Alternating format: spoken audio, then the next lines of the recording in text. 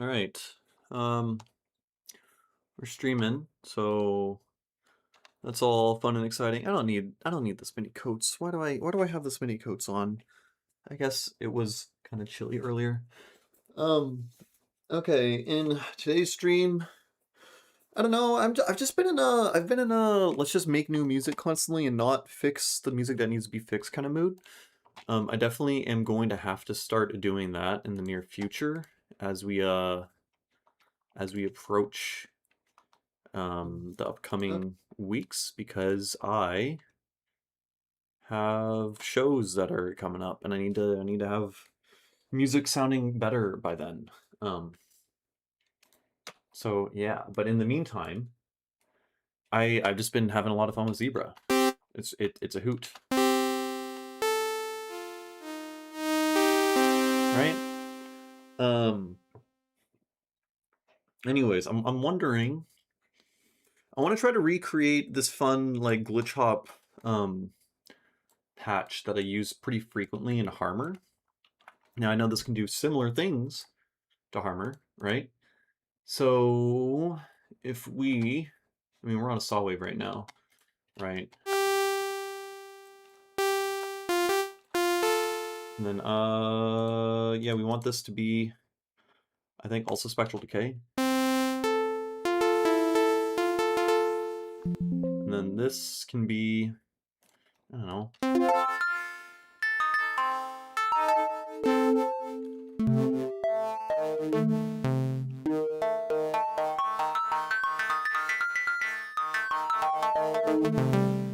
It's pretty neat. Let's add, I want like a phaser flanger.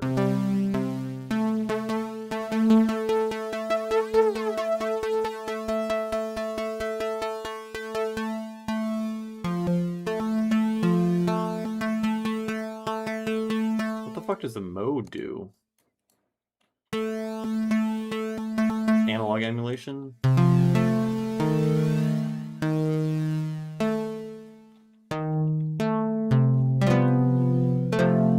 And then the other thing I wanted to play around with was we set this to additive.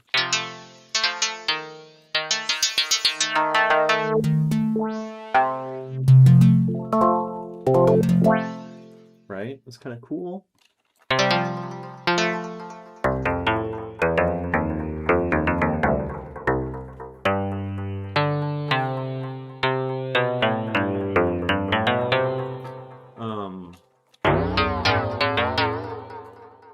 Let's see. I want something equivalent to like the prism knob um, in Harmer, right? Yeah, that's kind of that.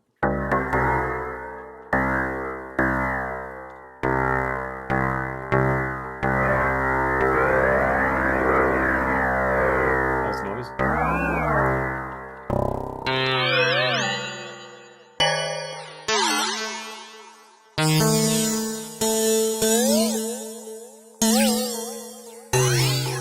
Hey, what's up, Van Dweller? Welcome.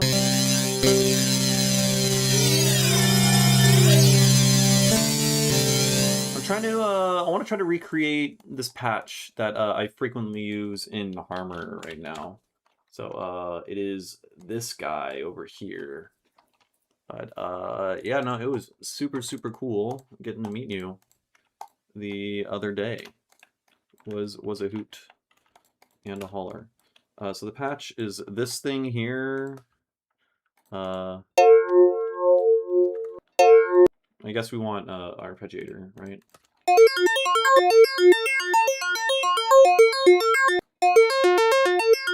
Okay, so yeah, we have the filter movement is also a big deal because we're filtering this with the image, but um,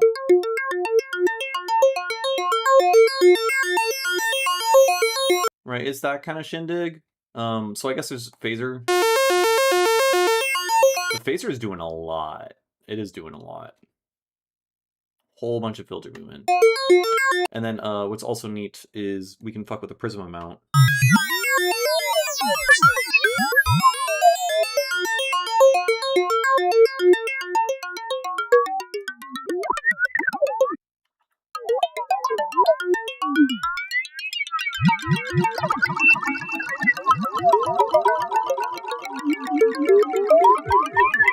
So I'm trying to find, I want to see if I can like somewhat replicate what's going on there, but in Zebra. And I'm trying to figure out like what would be an equivalent. Here, let's just copy this guy over. And let's copy that guy over as well.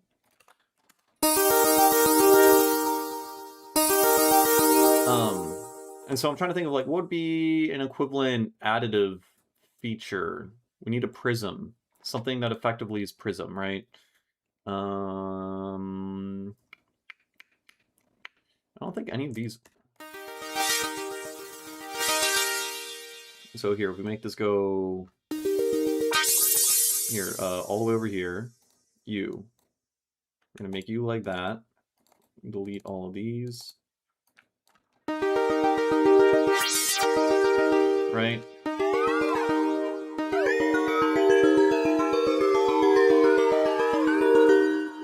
So let's set the wild randomness right now. I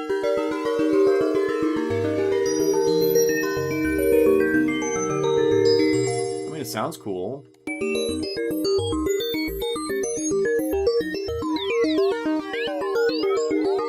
Right? That's super fun. But it's not the super extreme shit that I want. Oh, here it is, curve, and we could use guides.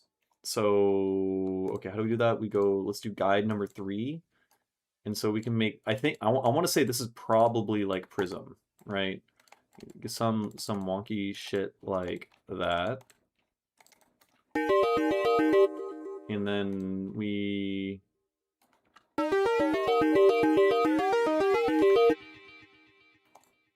Can we make it happen more so?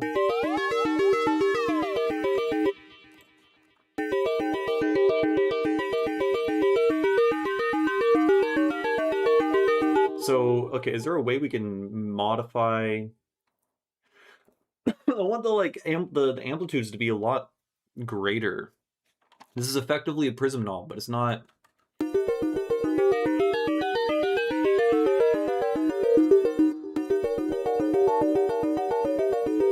It's not really doing what I want, you know.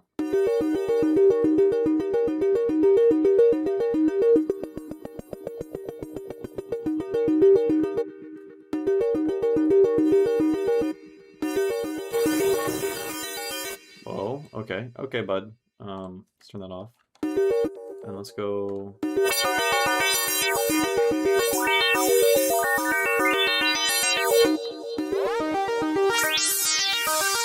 Right, that's...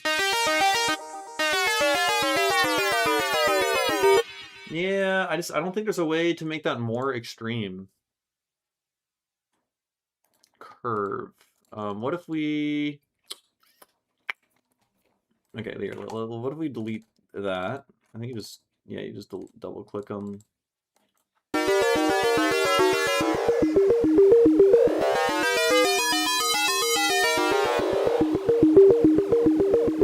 That creates a really interesting, like, dispersed kind of noise layer as a result of all the higher frequency harmonics become out of phase as a result.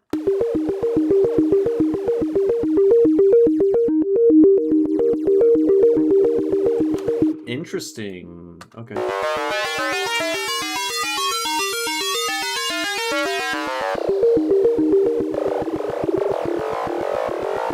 Okay, you could kind of create your own additive effects this way, which is neat.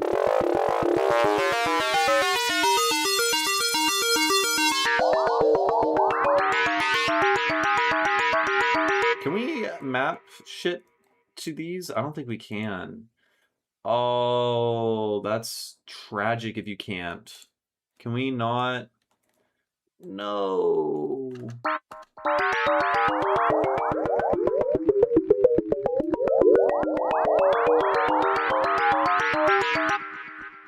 Like, if it could behave like serum and that you could map LFOs or envelopes to these fucking things. I think you can.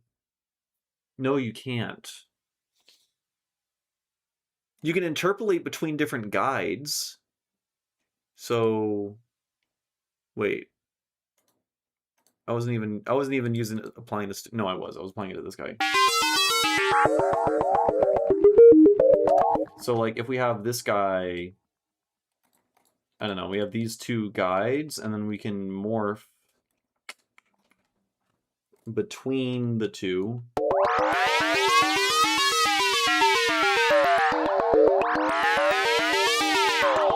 That's how we're basically applying, we're doing this. We're morphing between bent guy and not bent guy, right?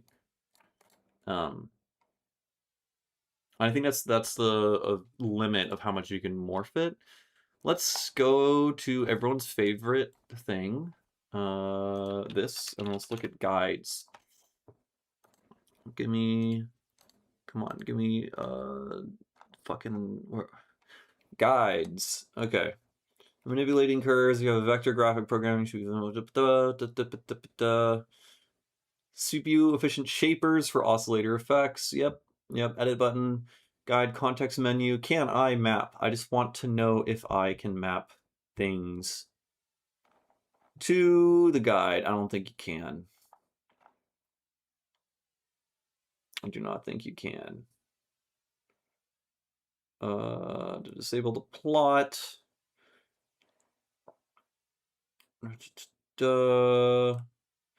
Curve points. While the guide is in the background, any function. Something about.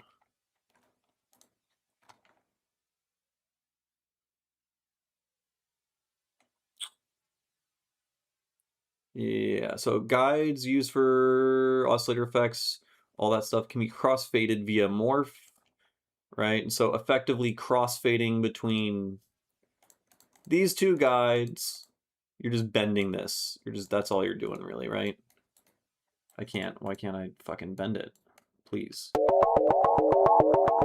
So if we now go to this.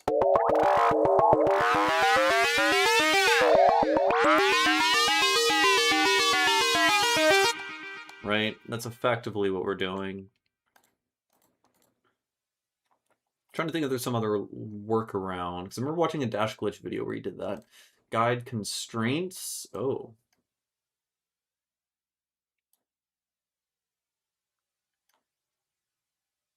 Oh, I guess these are like replacing points. What the fuck what the fuck does that even mean? Layer memory? I don't even know. I don't even know. And I know there's like some other guide approaches. Morph control. Okay. What in the fuck is... Oh. Whoa. Morph control toolbox. Okay, bunch of dots. Spraying out. This thing. What the fuck is this? Gotcha. Opens a small set of tools that can specify how each curve morphs to the next. The selected curve appears above the one to its right in the timeline with blueprint transition paths. So is the timeline this thing? Okay, the way that we morph between these different curves for the oscillator type? Is that what we're talking about here? So is this... Yeah, these are entirely unique for every single oscillator. Okay. To check the morph manually, activate pre-listen. What? There's a pre-listen thing? Okay, interesting.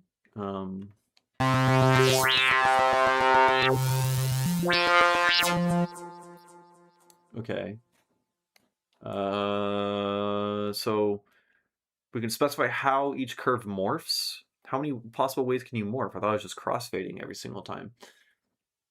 Morph vectors. This only works with the two closest morph types. Click and dragging any point makes that point pretend to be elsewhere as far as the morph calculation is concerned.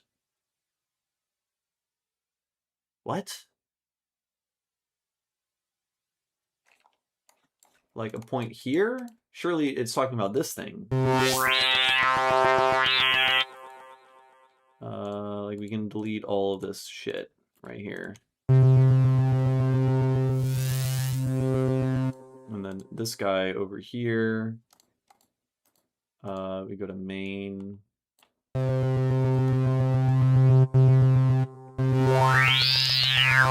Right, we can do that. Is that what it's talking about? Clicking and dragging any point? Or are we talking about points in the middle? So we go to this thing.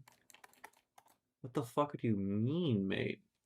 Morph vector, move XY.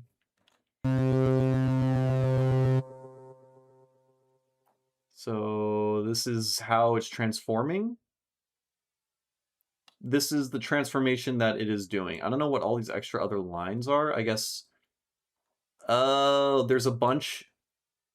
Oh, okay. I understand. So basically, all of these points that are drawn here in this wave over here that I drew, right? As we go over here, all of those points in the transformation process are stored in one like singularity. And then as you go down, they all expand out. And so this is how you crossfade. This is the way that it crossfades, right?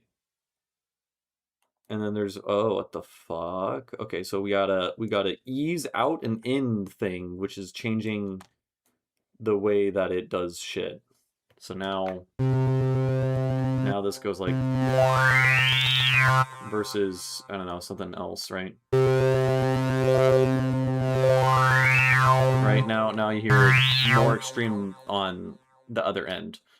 Okay, so I think these two transition things are the only things that actually do anything, frankly. Is that what we're talking about? Adding a morph vector, the little extra tag in the right-hand image, results in a much more dramatic thing. What?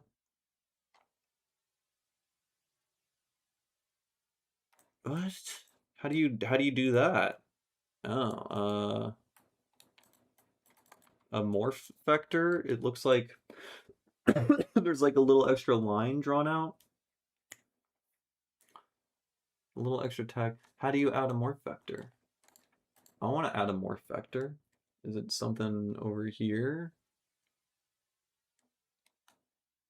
Selection, constraints. These are my only, options, morph vector. Oh, how do I be, I just want to morph some freaking vectors, man. So we can move X, Y. What does options do? Am I missing something? The selected curve appears above the one to its right in the transition image. Zebra 3 is cool. It gives me a headache, but I do like it a lot. To check the morph manually, no, I already read that. Selected curve appears above the one to its right in the timeline.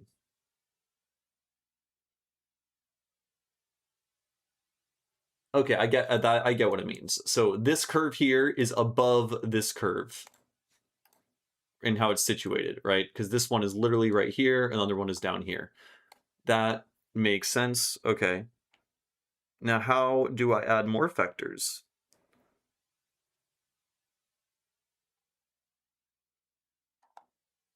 Morph type, crossfade. There's like a billion listed here.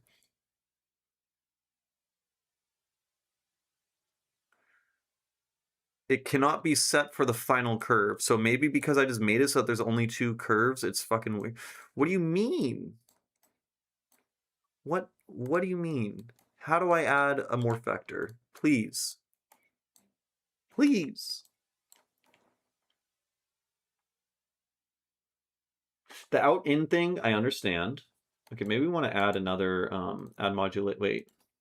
I broken it. How do I add? If I want to just go oscillator, I want to add another add morphed curve. So this is something in between. So okay, so I can add an empty curve, which is just like a saw wave, right? And I can add morphed curve, which is going to be an interpolated version between the two curves. I don't know.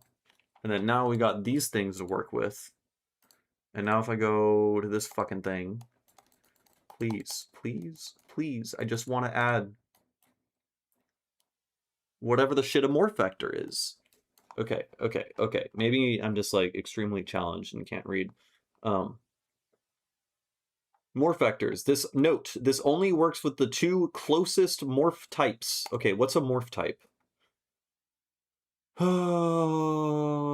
Morphing methods to apply each successive curves in a curve set. Morph types are set individually for each pair of curves along the timeline, so it cannot be set for the final curve. Okay. Last curve, it doesn't work. Let's just, here, maybe I broke something and I'm confusing the shit out of myself. So let's go over here. It's absolutely beautiful and fantastic. Thank you, Mr. Leakey. Doesn't quite feel beautiful and fantastic for me right now in this moment. It feels like it hurts, but yeah, notice, yeah, I can change this ease in and out, and now I'm changing the way that we're interpolating between a saw and a triangle wave, right? You can see how the path, which is this blue little sine wave looking shindig, looks like a logistic curve, kinda.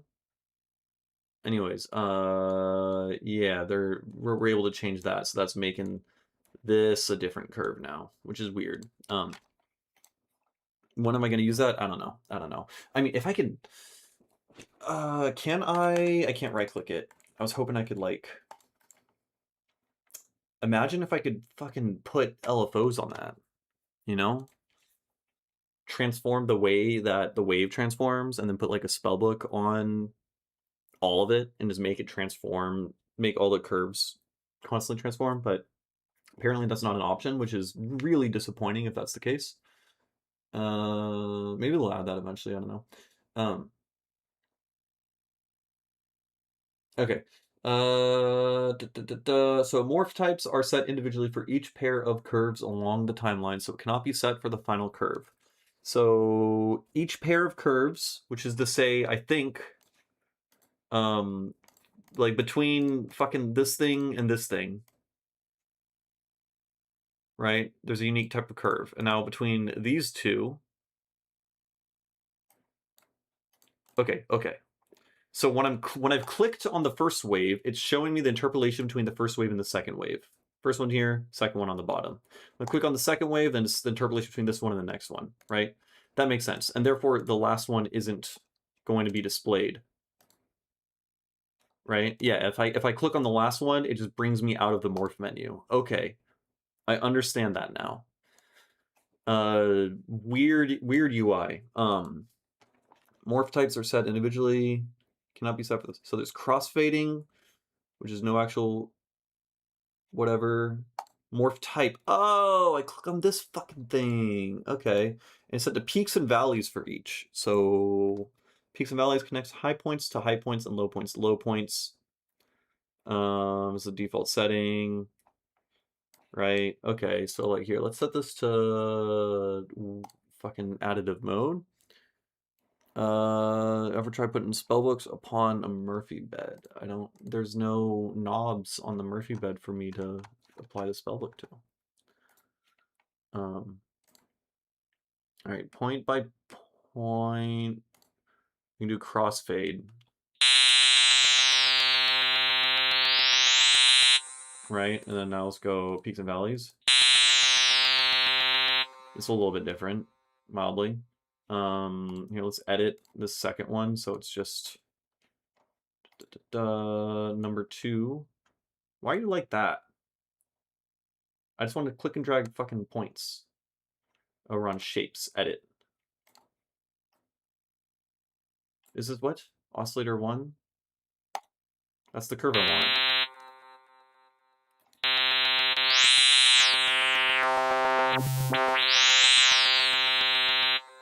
What am I missing here? Edit. U. What is this? Is this a guide? Am I looking at... Yeah, I'm looking at the guide right now. I don't want the guide. I just want to edit the main shape. What the shit? If I click on this, it brings me to guides immediately. Ah, I have to click on edit. I see. Gotcha, gotcha, gotcha. Now I can create an actual sawtooth in terms of frequency spectrum because we're in additive mode. And then let's turn off random phase. Turn off the arpeggiator. Okay. We made a saw wave. I've been streaming for like 30 minutes and we made a saw wave, folks. This is fucking huge.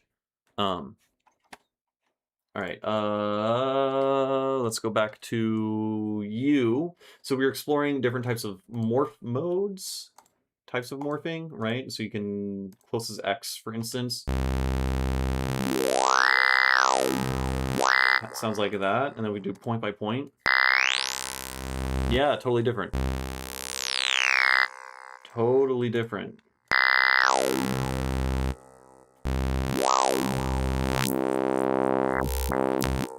So like this one, if we make this guy also point by point.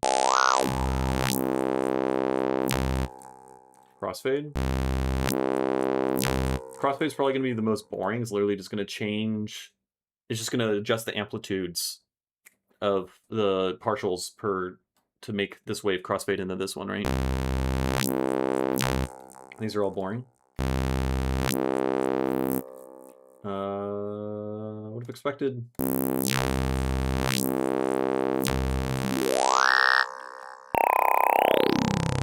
Anyways, okay. So these will make it so that morphing sounds different. That's kind of cool. Right? Now again, if only I can like actually change this with like an LFO or something instead of having to manually do things, because I don't like clicking around. I don't like spending hours. Well, apparently I do, because it's all I've been doing for the past few live streams. But what I like to do is I just want to apply random modulators to all the shit that makes cool sounds. And if the only way to make cool sounds is by manually clicking around, then that's kind of frustrating. Okay, ease in and out, linearity of morphing between curves. Out is okay. Yeah, that makes sense. It's how smoothly we're exiting or entering the next curve, right? So this fucking thing, we can make the in and out, I don't know, some different thing.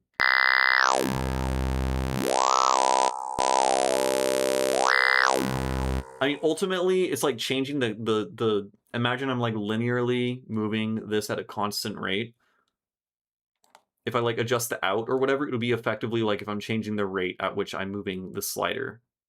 I'm applying a curve to this macro, essentially, right? So that do be making sense. So I don't really care too much about that, I suppose. I don't know. Maybe. I mean, that actually, no, I do care about that because curve morph is a knob I can put LFOs and stuff on. Hello, Slayerificated, welcome. And Duck the musician. Surely they're a duck. They wouldn't lie. Lying on the internet? No one would do that. Demonstration. Load the preset plopsies. What? I don't have... don't tell me what to do. Okay. Yeah, I've already demonstrated it by freaking out about this for the past 20 minutes. Wait, hold on. I still haven't found out what the fuck a morph vector is. That's why we're here. Oh! Fellas, I think I made a morph vector. I don't know what... I still don't know what to be doing. But... yeah, well, what is a morph vector? I'm sorry, but like I still don't know. Clearly, I've drawn lines. Morph vectors can be used to create dramatic transitions, which are often especially effective between complex curves.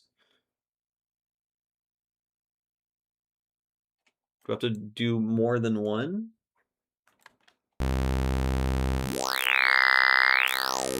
Okay, it does sound different now. So if I undo, and now I don't know, I draw this guy to here.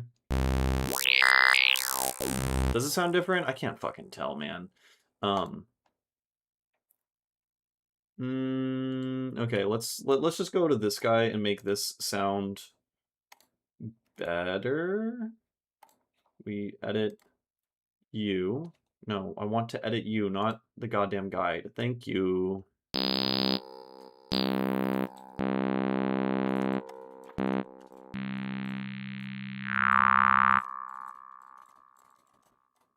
Please, please.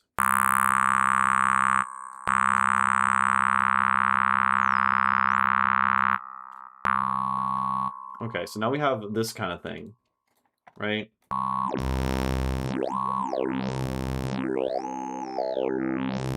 It turns into a saw, right? So now if I draw the vectors to look different in some funky way, is it reminding me a little bit of MorphEQ? It still sounds the same pretty much. Morph vector here makes the point pretend... Okay, wait. Hold on, there's an actual explanation of what it is right here. Apparently I never read this bit here. I just skipped right over it and was freaking out about it not explaining it the whole time. The morph vector here makes that point pretend to be closer to the triangle's central point than to its first point. As the point of... So when you're morphing the thing, it's going to weight it to be closer to the whatever position you move it. And so it'll highlight different frequencies as you're twisting the thing. Or I suppose if you're in subtractive mode, it'll just like change the wave shape in some funny way. As the point above the morph vector has the same x value. Right, that one right there. I see. It also connects to the triangle's peak, which is this. Okay, wait. So an initial wave looks like that. We're taking this little point here, and we are now making this point shift horizontally towards this peak instead, whereas before it used to just collapse this point down. I think that's what it's saying. I think that's what's going on. So morph vectors are, you're like nudging the direction that points in a waveform move when transforming from one shape into another shape. So perhaps we should make this saw. Whoa, I don't know. I'm just gonna add that. Fuck it. Right. So now if we go to here,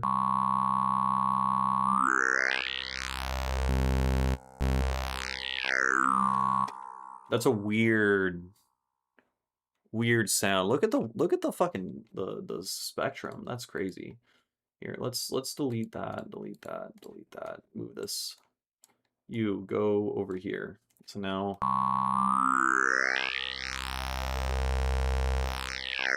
which is very weird. And then now we can change the transition. We go point by point. Still sounds basically the fucking same. Oh, maybe I gotta click this one. Sorry. This one. Right? Okay. Now point by point.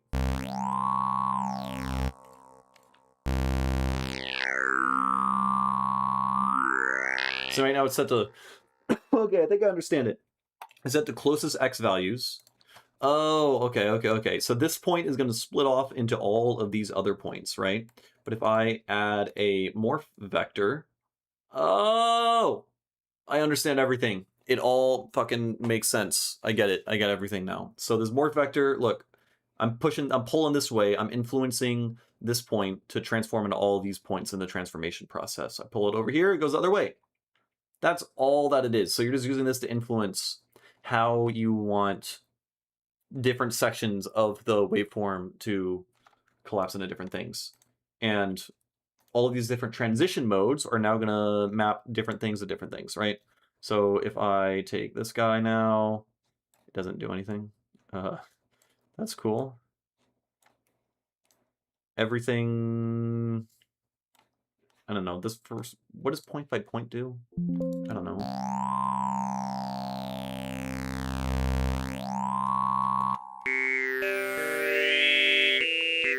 I mean, at the end of the day, it just sounds the fucking, like, it's just like an additive thing.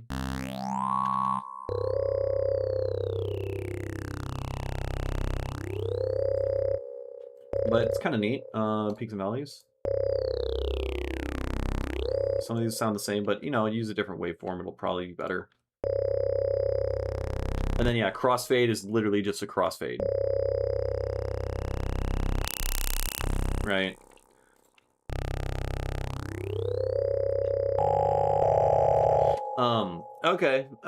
Okay. I now understand everything. I'm a fucking genius. Alright, here's the explanation. We don't have to do that. Transferring curves. Curve sets can be exported as 101 frame wavetables in wave format. Import also works. Whoa. I'm not gonna deal with that. We can also save these, I presume. Yeah, we should be able to save oscillator types and stuff like that, right? I can hit save to save this oscillator setting if I so choose. So let's go to I don't know, something that's already good. Tubish bell, right?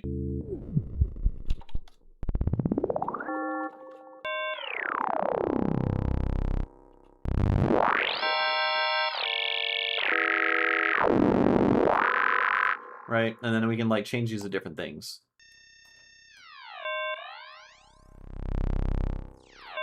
The way that like collapses, kind of cool, right? Flat line maybe.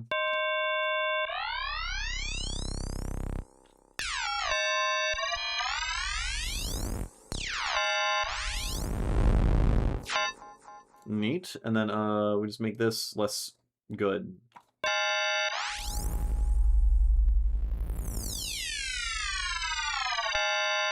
Pretty neat, right? And then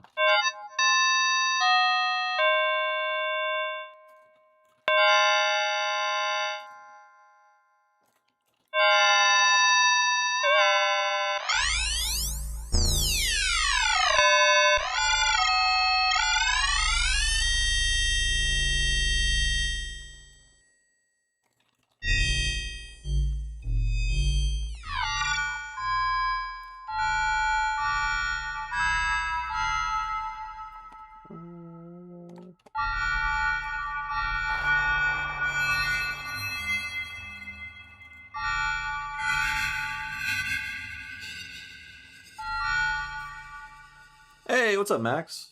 Welcome. Thank you, Mr. Leaky. And hello, Jade. Welcome.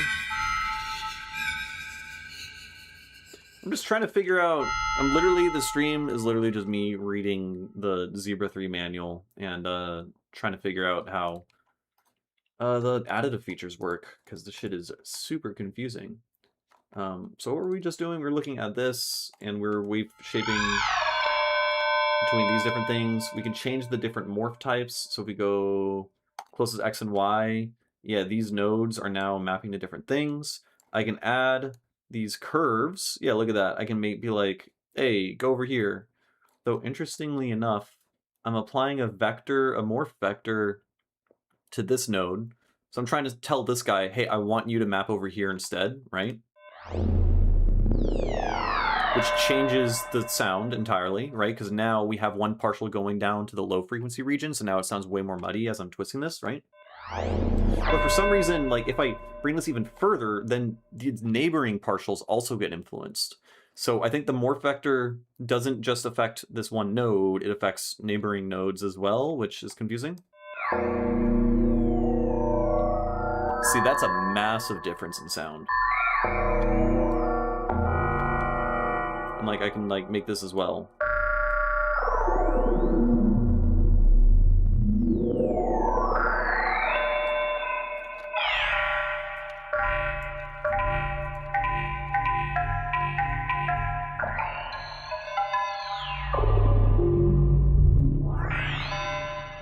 Okay, that's pretty cool. This is pretty cool. Massive difference. Let's change this to, it's like the closest X and Y. If we change this, yeah, so these different algorithms, like this one will sound largely the same as the previous one. The only difference is this one now is mapping to something else. So I could theoretically get the same result by just applying a fuck ton of morph vectors such that I make all the nodes go to where I want. These are just different algorithms that apply different weighting, I guess, per node.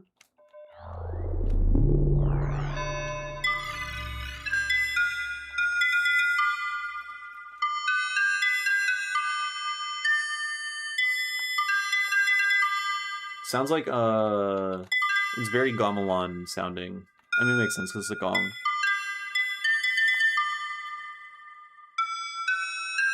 Neat. Let's put, what was it gonna do?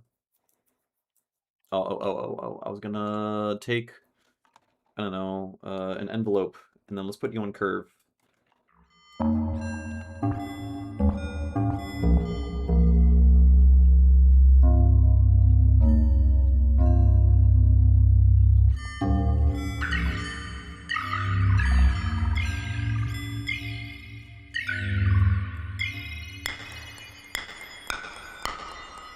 Crazy click.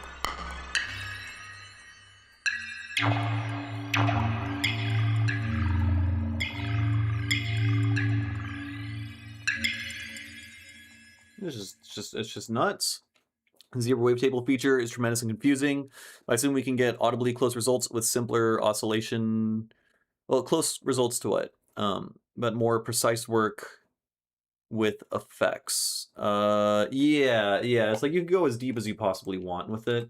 I don't know. I mean, it was confusing. I think I understand it now, mostly. So if you want to go insane with me, you can just like rewind the stream and watch me trying to read how these morph curve things work. But at the very least, what I've learned is you could take something that sounds kind of cool, and then you can apply subtle things like different transition modes for the morph type, or you can apply these like weighting curve things that'll also sound neat. So like some of these, okay, never mind. Peaks and valleys, I forget which one what that does, but now it sounds way different. I just drew a couple different vectors.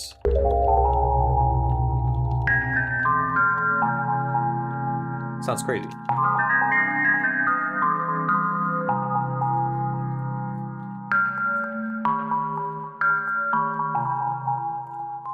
There's no way this sounds good if we FM it.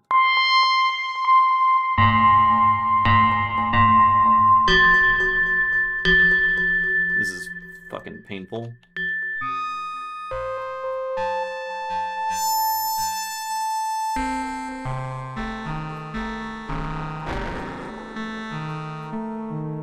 No. Yeah, no, that sounds bad. Yeah, if you're going super inharmonic, like an inharmonic timbre, then FMing it's probably a bad idea just because you're going to be frequency modulating it with something that is harmonic, and you know it's just going to exacerbate the inharmonic stuff.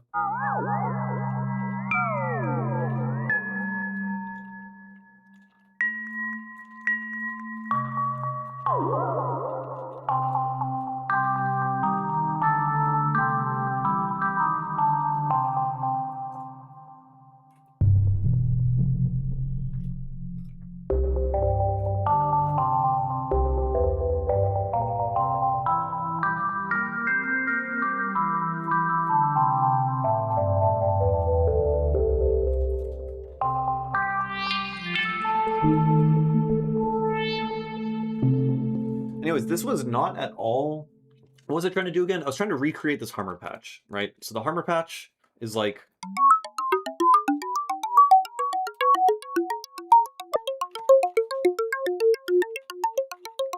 basically I was trying to recreate the prism knob. I want to recreate, yeah, that's all I really want. I want the prism knob from Harmer, which essentially just like pitch bends all the partials in funny ways. There's something equivalent to that in Zebra, but it doesn't do it as much as I want. I want to be able to make it go super crazy. crazy fart part. So here, let's go in it again. Let's just simplify things down. Let's go, I don't know, give me one of these presets. What do you sound like? Right.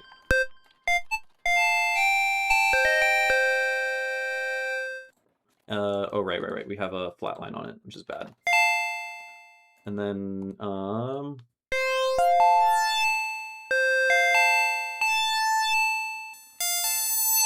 right, we have this wrap and zap thing. Let's just make this spectral decay. So now, similar to Harmer, this is like the pluck knob.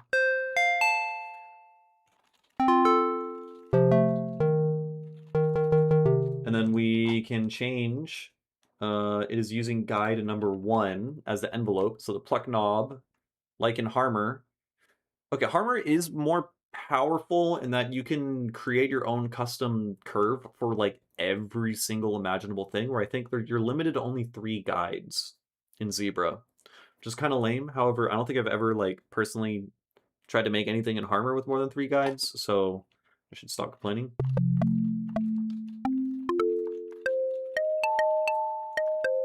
Right, and then let's go to, I just want to modify this thing. I'm forgetting how this shit works. Edit. There we go. So edit. I can just like click on these things and make this look like that. Yeah, something like that, right?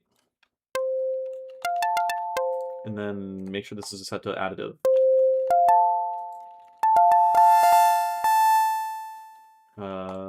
Yeah, reset. Is not sounding like how I want. I want it really plucky. And then the guide.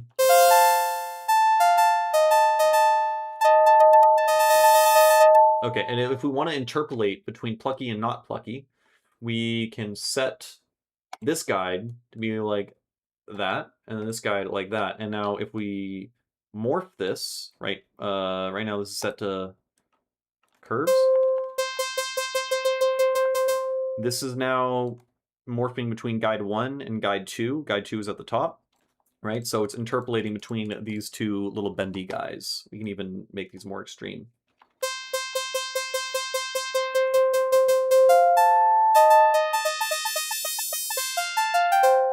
So we can then, I don't know, put a fucking an LFO on that. Yeah. And can I want to make this LFO unipolar? Yes. And then, forget what I want to do.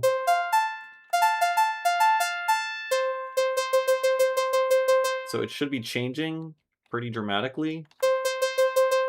Kinda, it kind of is, it's whatever. And then again, I want the prism knob. So if we do, what's this? I mean, that's a cool... This is effectively the same thing as the like ratio multiplier in Pigments, the additive engine, right? Because you're like multiplying, you're multiplying the frequency ratios by a different number, and if the closer you get to 0, it does that, right? You know, you can see in the spectrum. Anyways, it doesn't sound that good, so who cares?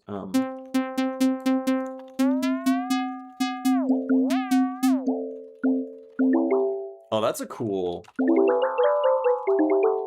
So we got a little like fucking steel pan, but it's made out of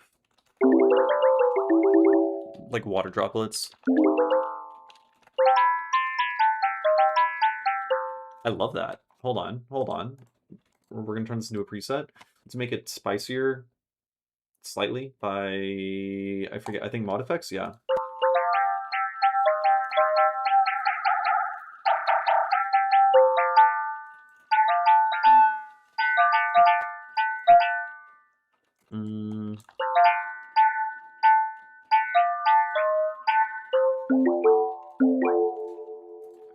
then we got, give me, do we have normal reverb? What is the normal reverb called? We got delay, we got the texture verb thing, which is fucking weird here. Rev 1.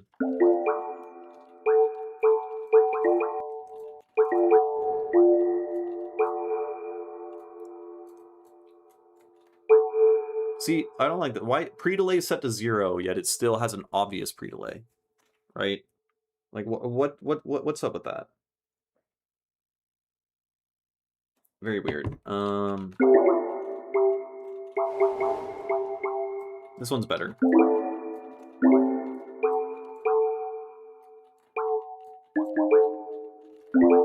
There we go. And then cool. And then now, fuck it. Let's do a little bit of texture reverb.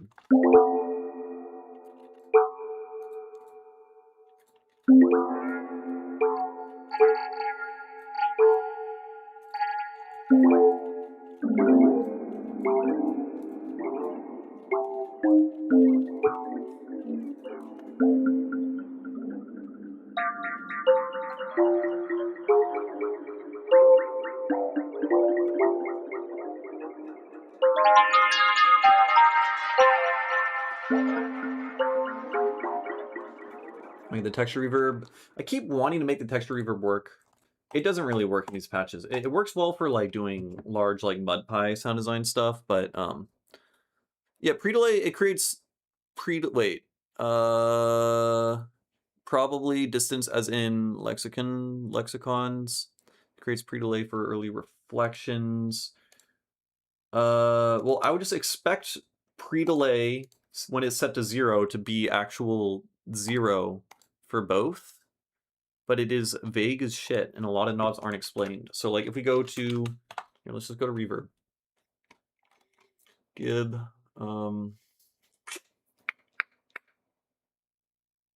where, here it is, calm, effects. So we go to effects, down here, reverb. Okay. Algorithms, we got a plate reverb with pre-delay, and we can adjust the pre-delay, and then lush is spacey experimental. Pre-delay is a signal delay, of course, duh. Wait, if you need early reflections, add a delay above the reverb? What? So what is already doing, I thought. Anyways, where? Diffusion mod, what the hell is lush? Explain.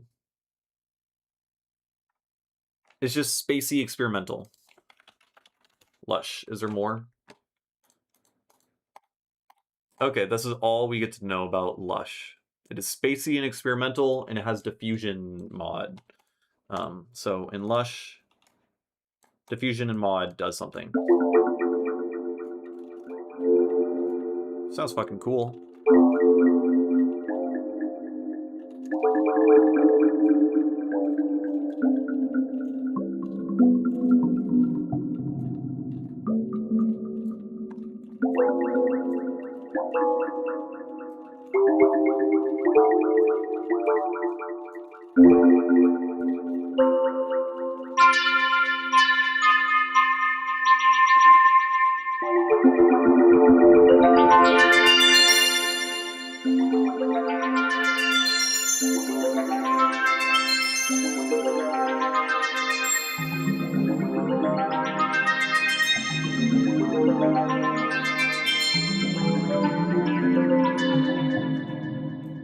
It's crazy.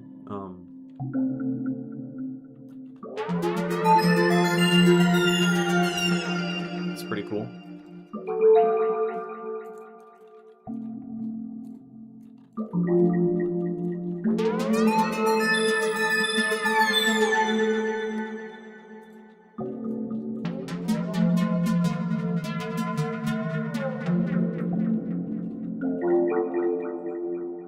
Let's just run this to another oscillator. Let's pitch this one up 12.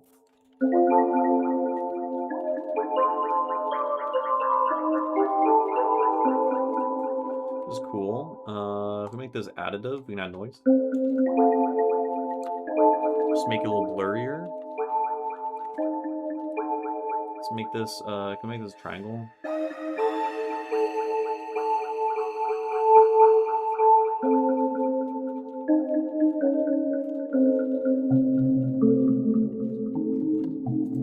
It's pretty cool. You know, let's tone down all the reverb a bit.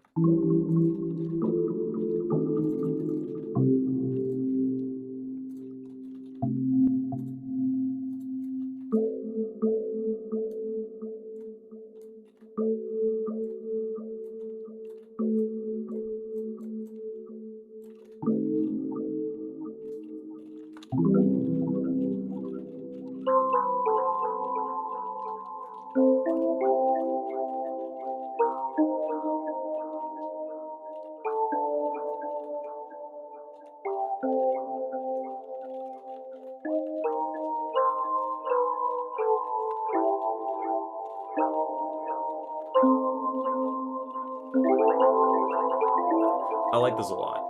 I am a fan. What if we what if we put the flanger in front? It's kind of funny.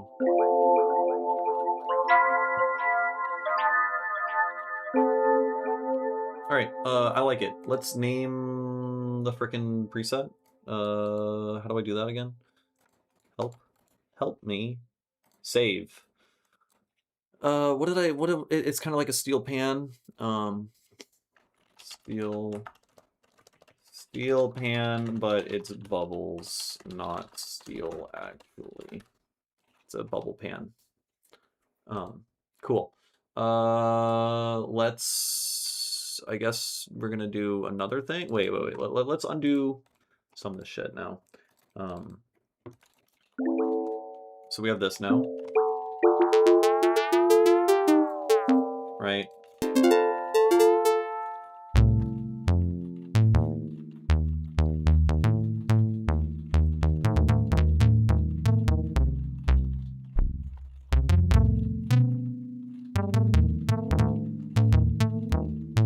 I just like that a lot.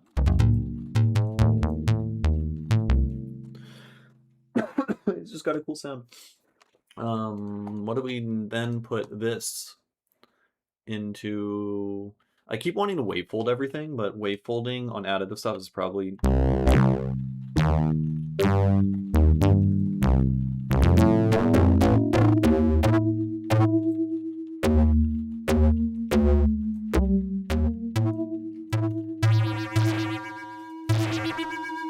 it's funny.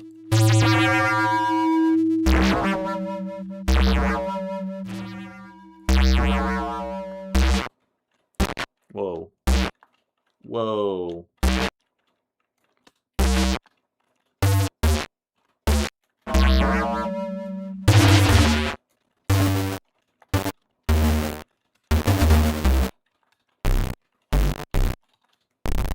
It's funny.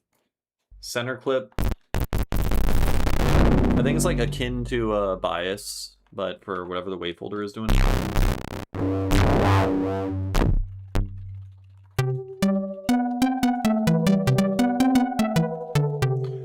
That's all fine and dandy. Is there... Do we have a flanger in the fun modules section? Or is this only an FX out thing? I think it's only an FX out thing. Yeah, we just have utility. What does utility do? Just utility shit, obviously. We got distortion. I know there's a new distortion module. We got wedge now. But I don't think that's really what we want. I'm looking for just some crazy filter coloring. I guess we could use a comb, right? I think comb on dissonant is kind of crazy.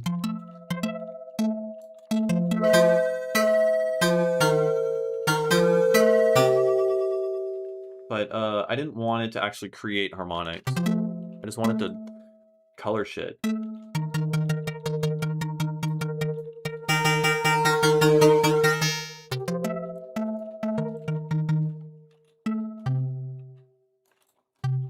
which is just not doing.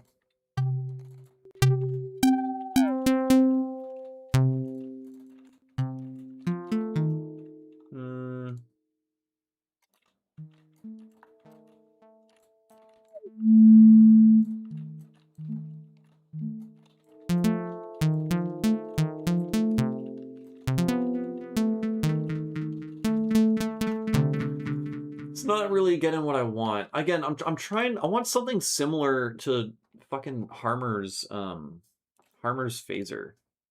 Harmer's phaser is really good. It's this thing.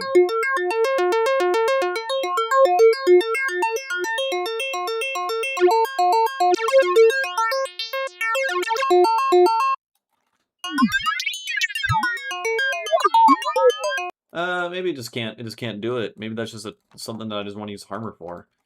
But I'm sure there's something fucking super cool that is just within reach, you know?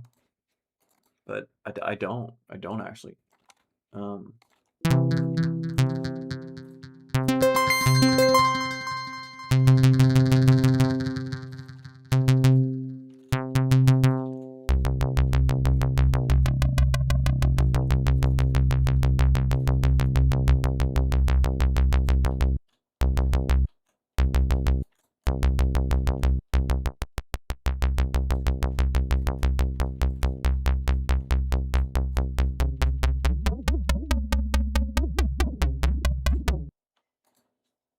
Yeah, it's just the harmonic clusters and stuff just aren't log clusters.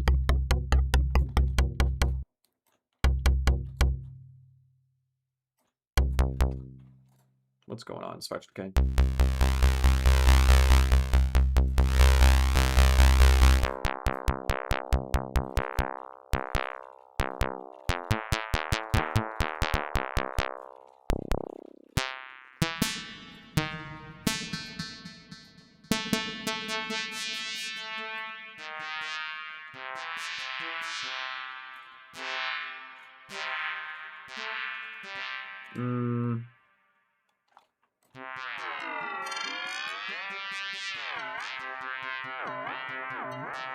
Yeah, no, that's not it.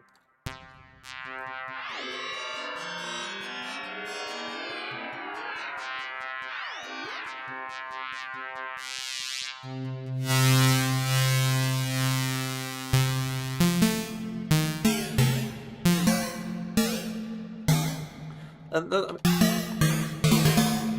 mean, that's a cool sound too. As like a percussive thing, you know? It's got a nice like noise to it. But what I truly want.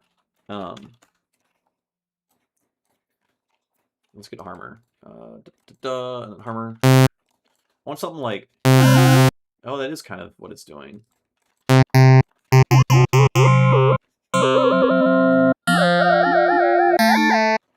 And then we go harmonic prism.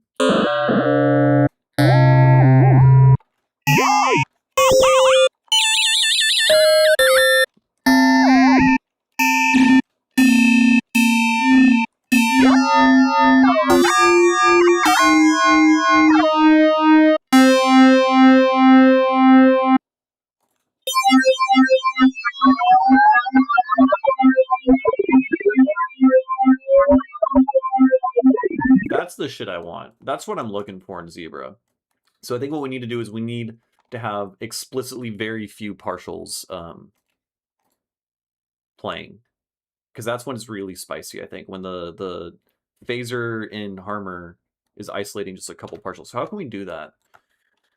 I mean, here, let's fucking init. Okay, so when we are initialized, let's see if there's a cool preset that'll give us closer to what we want. I think the tubish bell thing is, right? Because it's like very additive already. Right, that one's super fun.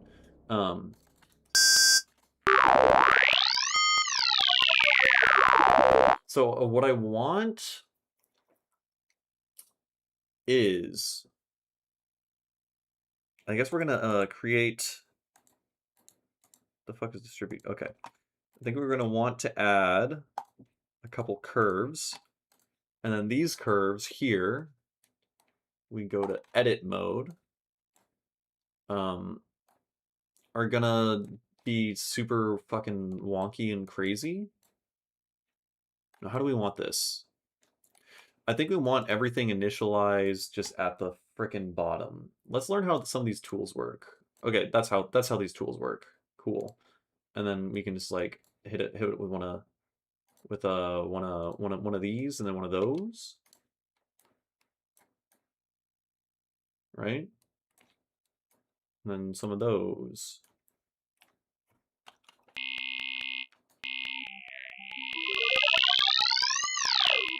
Yeah, this is basically what I want. Right? And then now this guy over here, we give a similar treatment. Let's switch to, what is split points? Oh, I don't know, but okay. That's crazy. It's fucking nuts. What is this? Multiply? How do we multiply shit?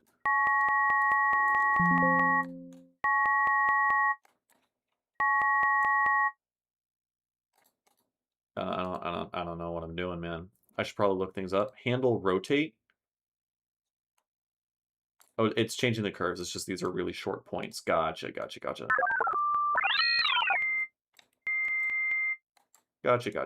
I'm learning. Let's delete some of these billions of points. Please get the fuck out of here. Thank you. We are dialing up. This is true.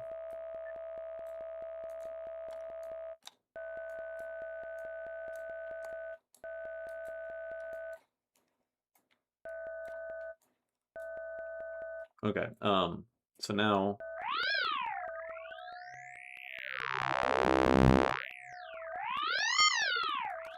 and then we can we copy? Or I guess I could just go here, add, no. Oh, duplicate selected. There we go. That's how you copy. Weird way to copy and paste things, but that's fine. And then this guy, let's figure out this split points bullshit. Split. I split it? I don't know. And then let's find this multiply. Multiply. Go.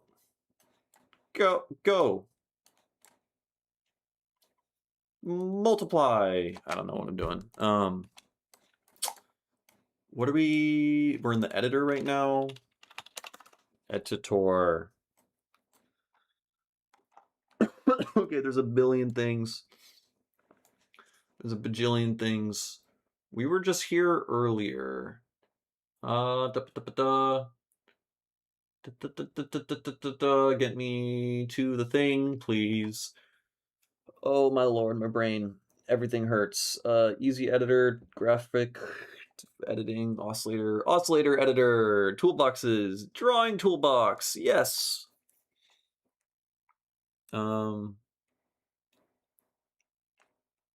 Are we in the drawing toolbox right now? I think we are. Grid snap, shape constraint. What the fuck? Yeah, no, we're in this thing. Guide select. Where's any of the stuff I was just doing? Tools. It should be under tools. Yes, here. Standard tool, double click to create new points, click and drag. Yeah, that's all intuitive. Add points. Single click in the background inserts a point at that position. Clicking on a segment splits it at that position, right? So if I click this guy and I'm like, bam, there's a point right there. That's basically the same thing as the previous one, but it's single click instead of double click. Oh, and I guess you can highlight things in the first one. Freehand drawing, I understand that. All right, multiply. Clone a selection to the left via click and drag on its leftmost point. What?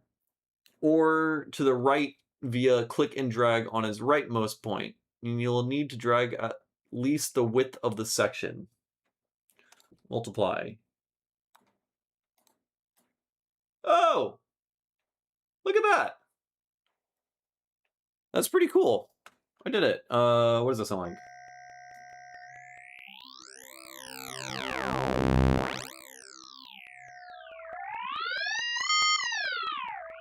Anyways, okay, so now we have a bunch of things, right? Ain't that super cool? Wait, we can check this out. Click that and then go blah. Kind of neat. Can I? Trying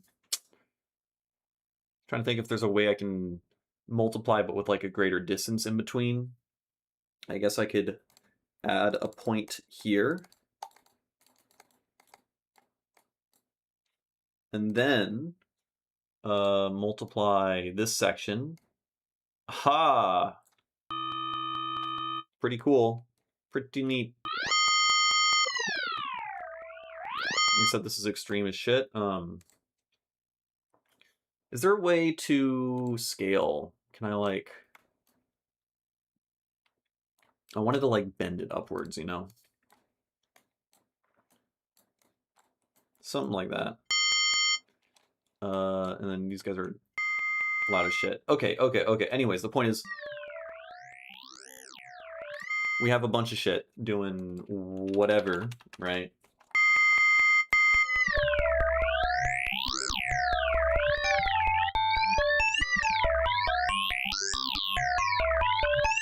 Right? That's all cute and fun and super, super sick. What does tone works? It's like it's just like a filter, right? I don't know, wrap and zap. Right. It's kind of crazy. Multiplying.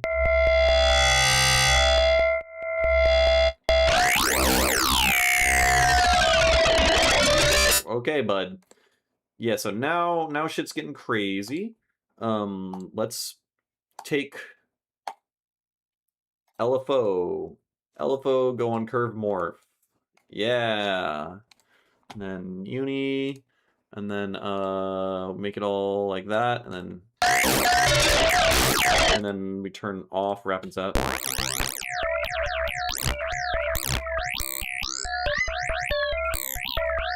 And then let's go back to you. Get out, leave.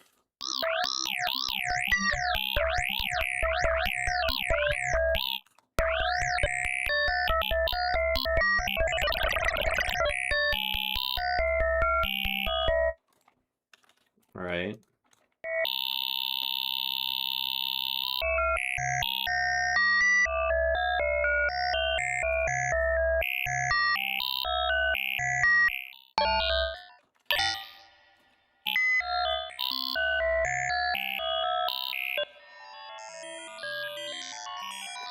What am I even doing?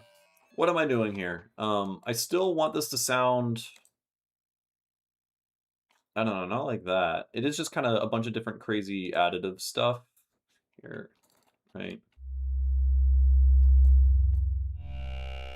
Phase distortion sounds like shit.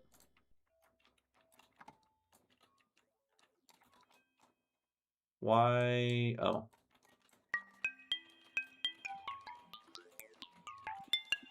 Okay, cool. Louder. You're so fucking quiet, bud. How?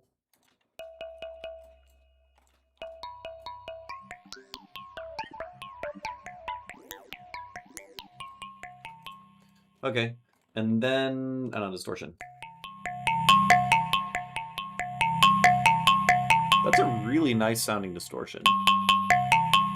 Like on, I guess, the transient being shaped via the additive little shindigs and it being just a couple harmonics.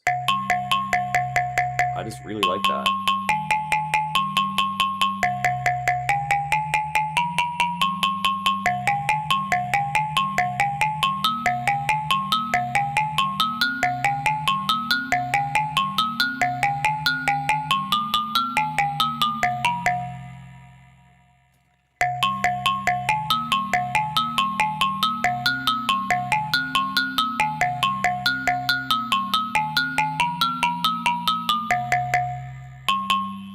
very cool.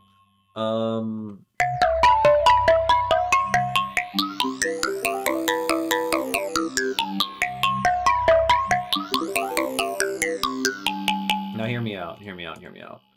Let's go. Ooh, oh, all right, idea. So I like how it starts getting really formaty in between this section here. But this section isn't as cool, so what if we take this guy, and then we paste that motherfucker right here via duplicate selected. Oh, and then we distribute evenly, right?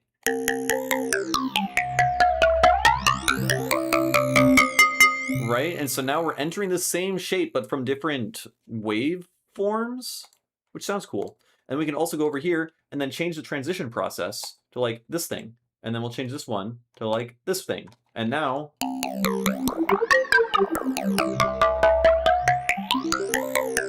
sounds totally different. And this one I'm like not super crazy about. It's kind of cool though.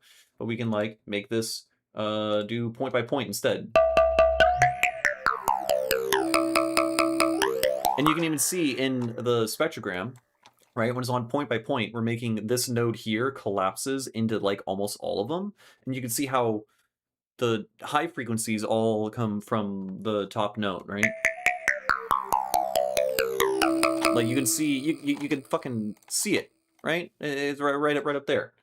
That is so cool. This synth is so cool. So now it's different. Right, now I changed it, so now they're collapsing to nearby the closest X value, right? So these all collapse to these guys. So now these don't descend or ascend up to the Nyquist frequency. They're all just disappearing or collapsing into close by neighbors, which isn't as crazy of a sound, right?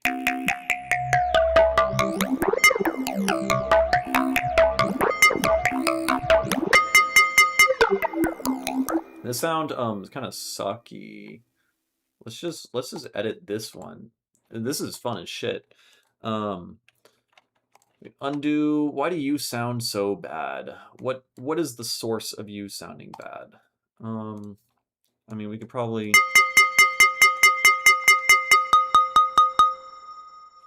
something like that.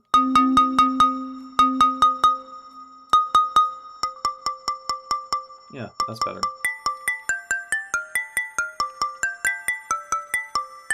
Right, very cool. And then now...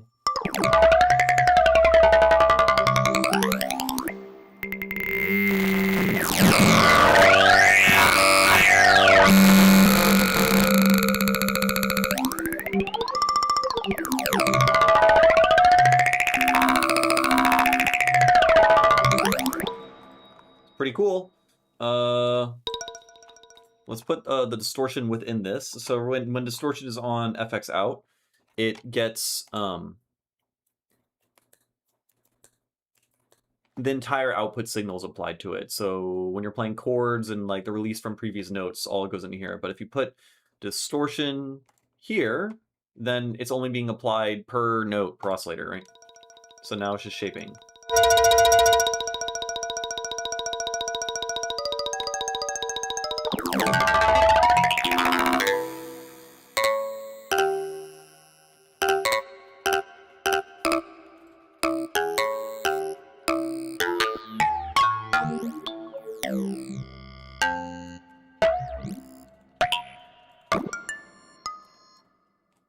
I want this up now.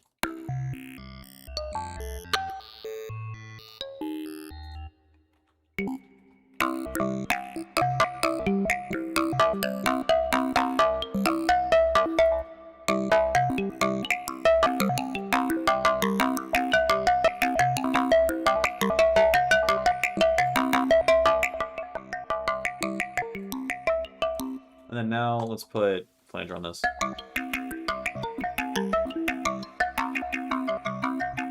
And then we can change this.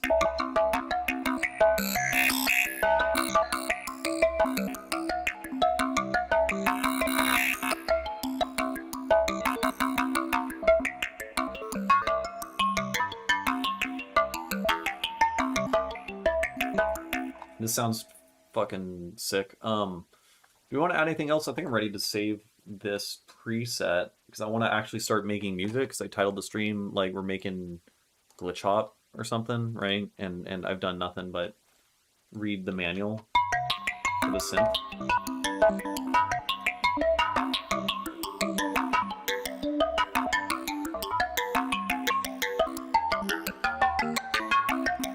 All right, yeah, let's do that. Let's save you. What do we call this one? Let's read the chat.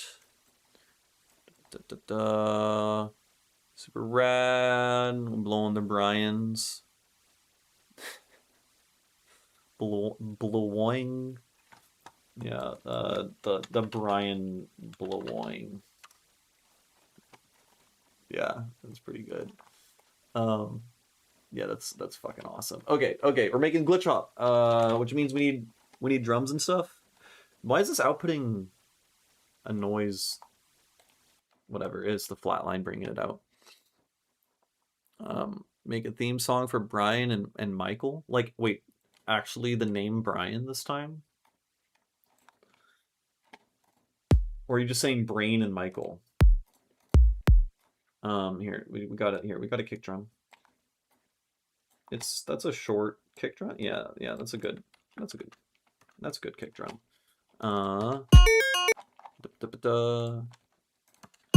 Shut the fuck up. Oh, it's you. Right, because this is just going direct out. Okay. We're just gonna do that, frankly. It's just gonna be boring as shit. Except here we'll hit him with a surprise. Ba-bum. Ba-bum. Right? We actually learned this. We learned that little kick pattern from when we deconstructed a Zoner song a couple live streams ago. And it'll probably, probably sound good. Now let's grab a snare. Different one. Yeah. Short and snappy. With I don't know, a little bit of splash. Just a wee bit of splash, yeah. But this splash, I've heard this splash a billion times now because I keep using the same fucking snares, so let's process it. So it sounds like that now. Awesome. And then when we duplicate this thing over, let's just change the, my God, please let me automate. Thank you. Something like that. It's different every time, right? And we could just do that.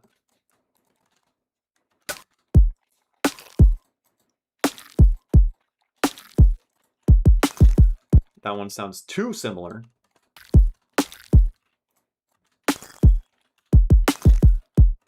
And then let's put a stab on it because it's too much. And then let's put a stab on this one.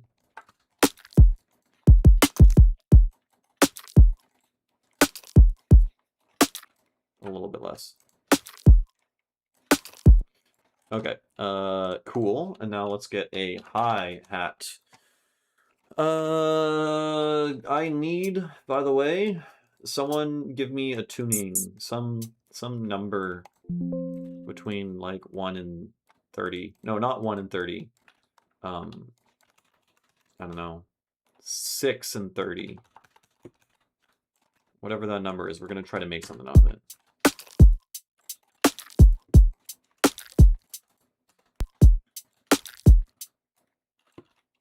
And then let's just like cut those two. Incredible. Look at me go. And then let's duplicate that. And then let's grab another hi-hat. Let's go all the way down here. And let's grab all of these. Who the fuck knows where these are from? What do we got? Reverse. That is now a symbol, a reverse symbol. And we'll do that. And then you.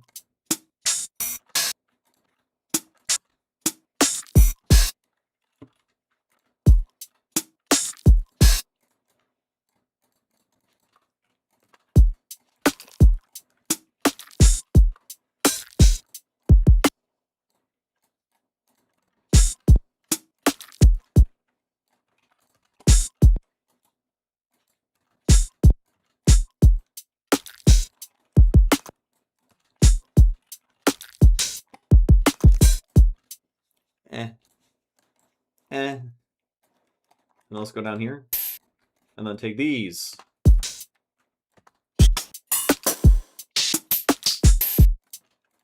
And then let's take an auto filter. 12. Fuck you. Yeah, we could do 12.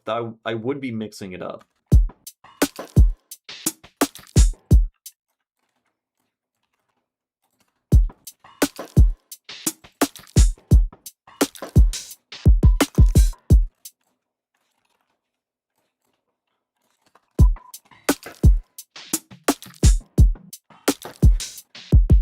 And a lost sale, please. Yeah, no, I can't do it to him.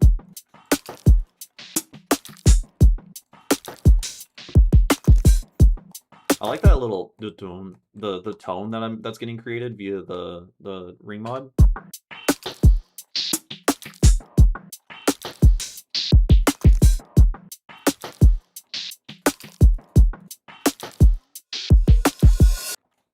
Can we paste that?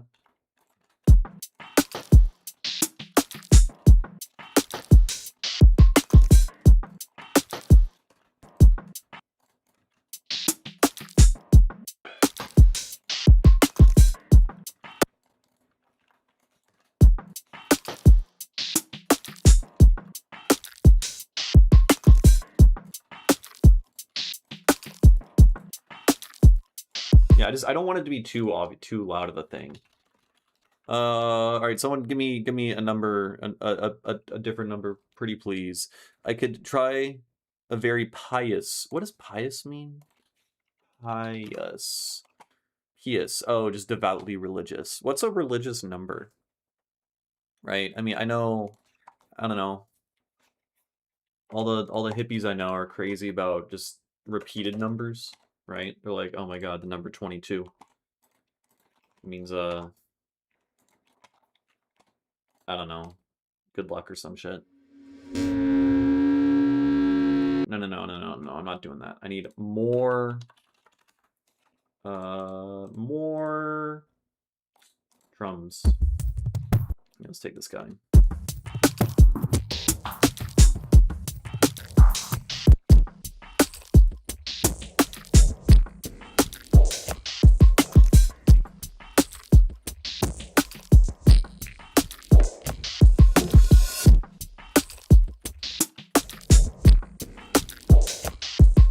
Like just that guy's too loud. You are too loud.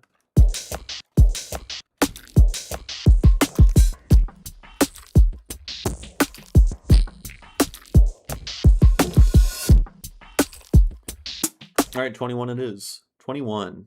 6, 7. Oh, 7 was also suggested. 7 is, people do be liking the number 7. We could try 7. 7 would be kind of funny because it's very small. I've made a song in 7 before, actually, and it is published, at least in a mix. And it does sound good, I think. And 7 is a conceptually just an interesting thing. Or, we can just use 21 because it's 7 times 3, and so I could still default to trying to use 7, but if I suck, then we can upscale to 21. But where is it? The very first song in this mix is in 7-do.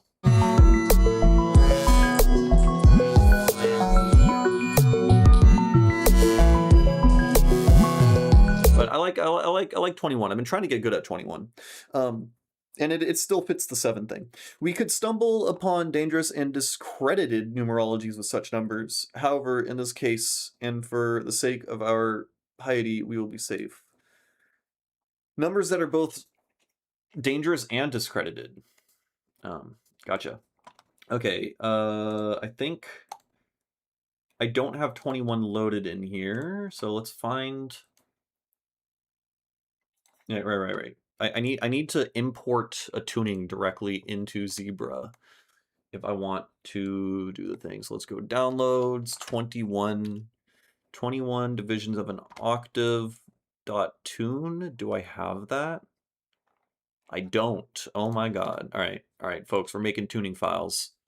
So this is how easy it is. You just go scale workshop, and then you click on the first link, and then you hit new scale equal temperament 21. You hit OK, and then you just click on the link that you want. You want a .tune file, and then bam, it's done. So now, we have this folder here, tune files, and we need to shove this 21edo.tune in here. And now we can go here, hit 21.tune, enable. It is now microtuned. How cool. Furthermore, I want to relabel all the notes in Ableton because I'm probably still going to use some Ableton devices. So I'm going to import this other tuning file here. And then we are going to start with our 7edo scale. So 7edo, right, is basically, it's your diatonic major scale where your small step and your large step are equal to each other, right? 1, 2, 3, 4, 5, 6, 7, right?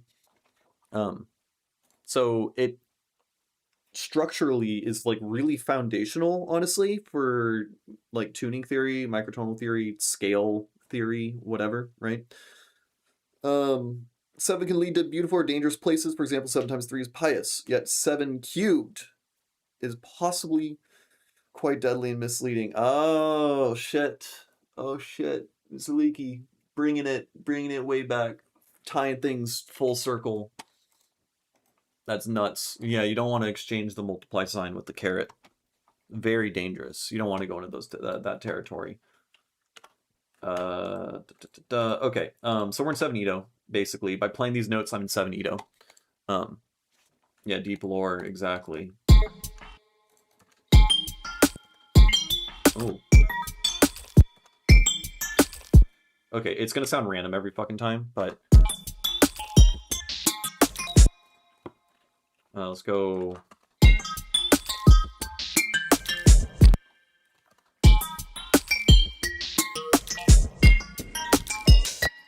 And then let's go down here.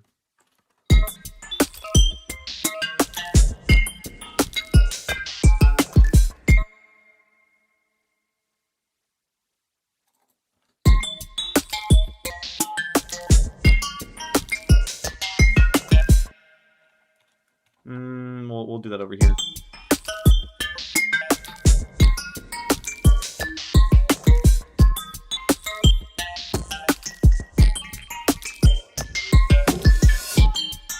I mean, it's cute, but it's immediately boring.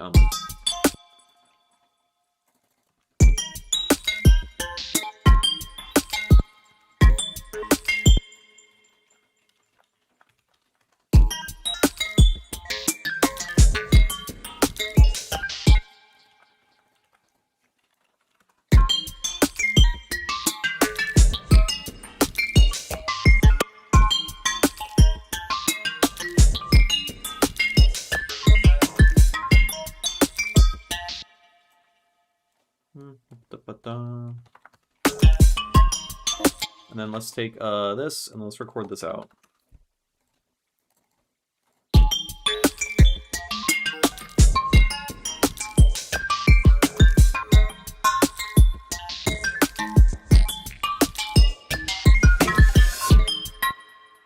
Right, so now we have this crazy shit. Let's reverse it.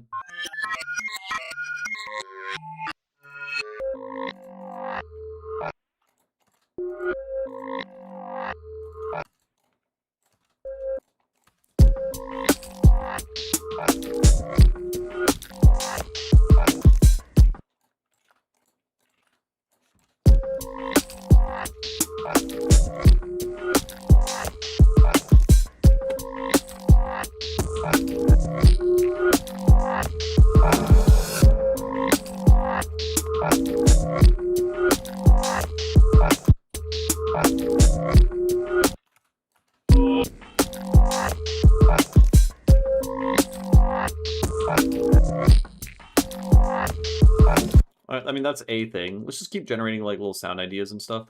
We could try doing, I don't know, chords of some sort, right? Let's just, I don't know, we have that idea. It's too much, I think. There's too much like weird polymeter stuff going on, maybe. Let's keep it simple. Just because like the sound design's kind of crazy, you know, the tuning's crazy. What do we got?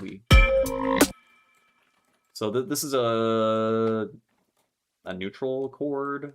Technically, every triad is a neutral triad. Yeah.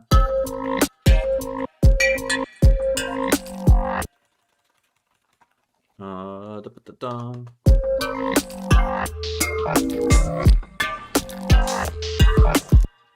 It's nuts.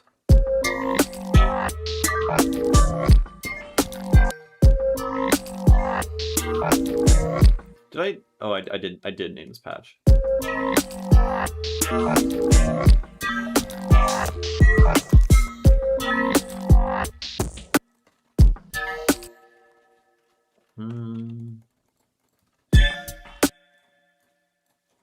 Let's go.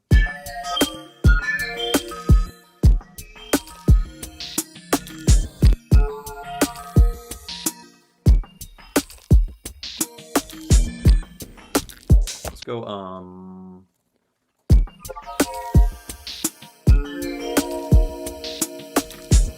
Okay, that's kind of cool. And let's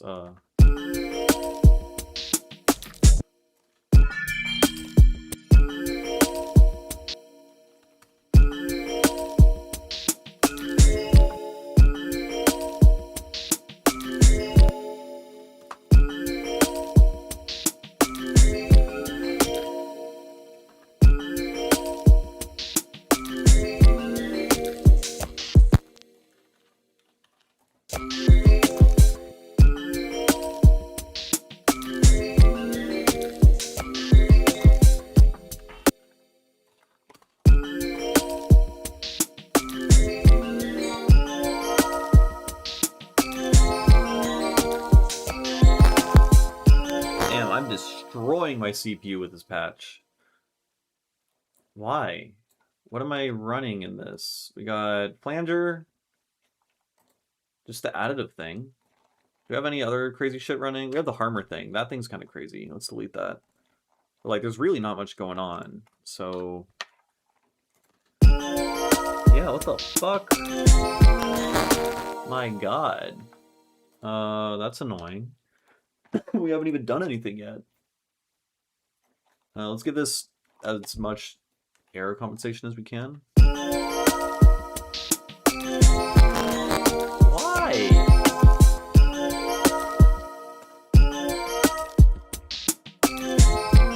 Yeah, it is this patch. It's the high release. When there's multiple voices playing, it's fucked. I mean, I know additive synths use a lot of CPU, but I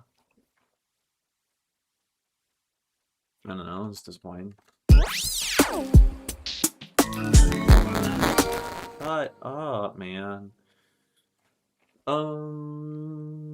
Okay, whatever. Whatever. If that's the way you want to be, that's the way you want to be. What did I don't think I'm really doing anything that crazy.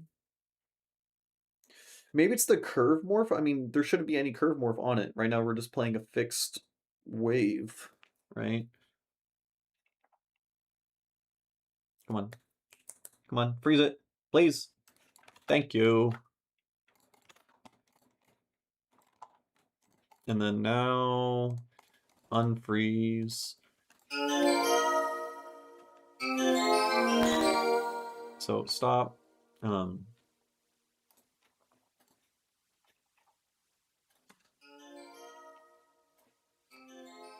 Yeah, it's still just destroying it. Spectral decay.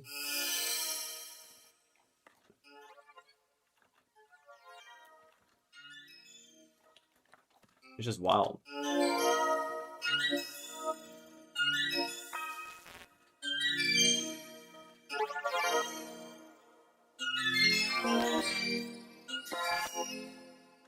I'm just surprised. I don't know.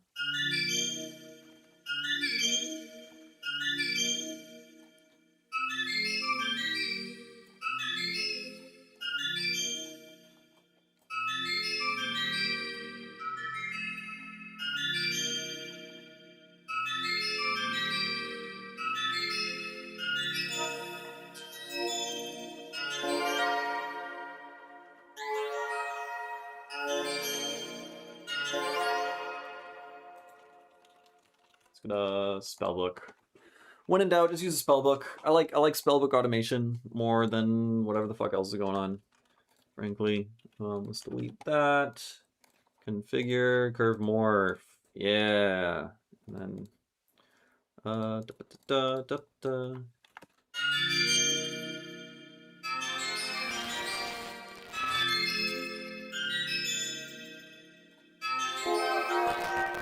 And then we have to record it out because my CPU is just exploding from this shit.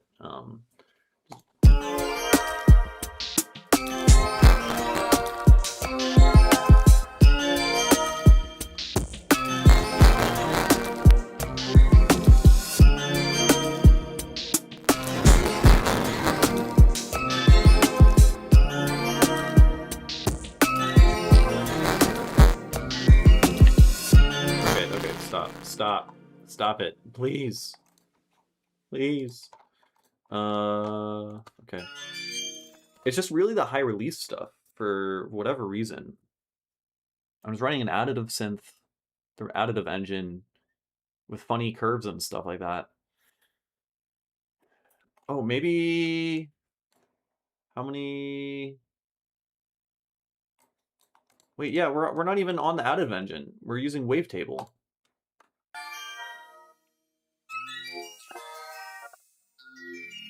Wait, what the fuck? Oh, it's muted right now.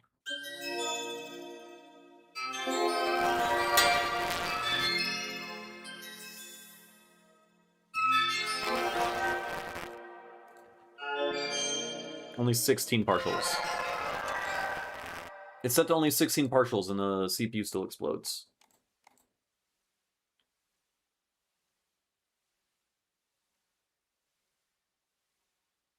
Like, I want to say it's bugged. I don't know.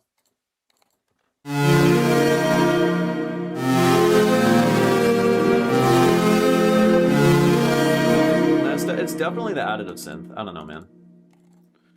Anyways, whatever. We'll turn that off for now. We have some new stuff.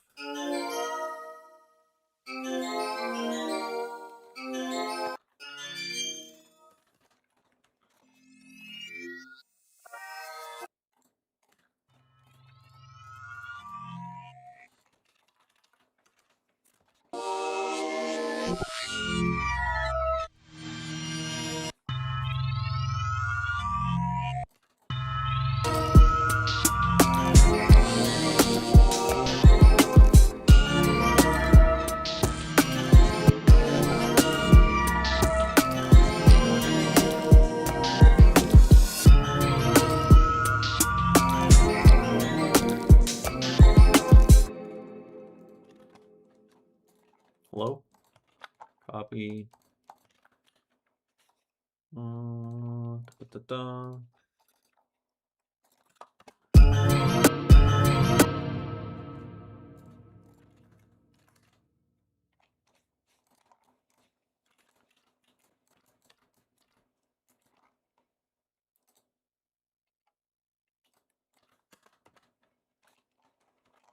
Muting the wrong thing.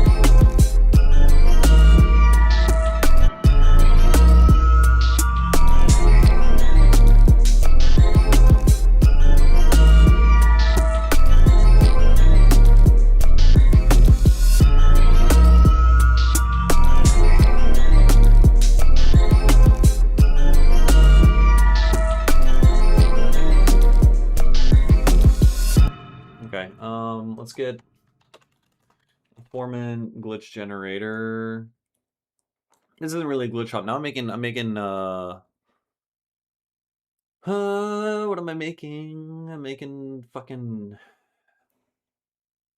I don't know, down tempo stuff. Let's take you, put you in that, and now we got this thing.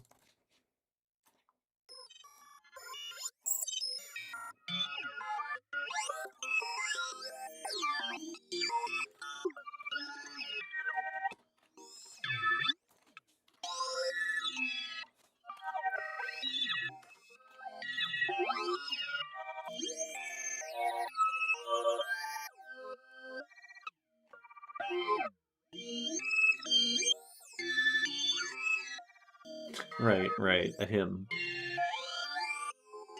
I still want to try to make it into, like, I don't know, glitch hop somehow. Maybe we can do that in a separate section.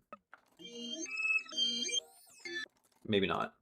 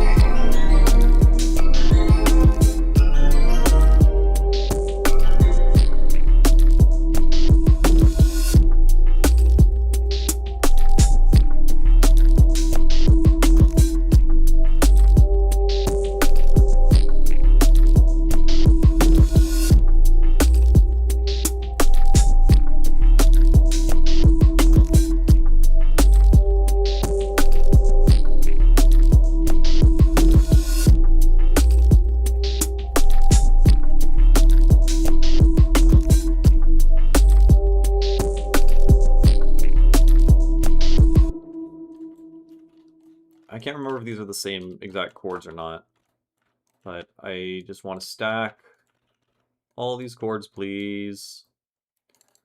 Yeah. They're not the same chords, these are different chords. Da, da, da. And then legato. And then now...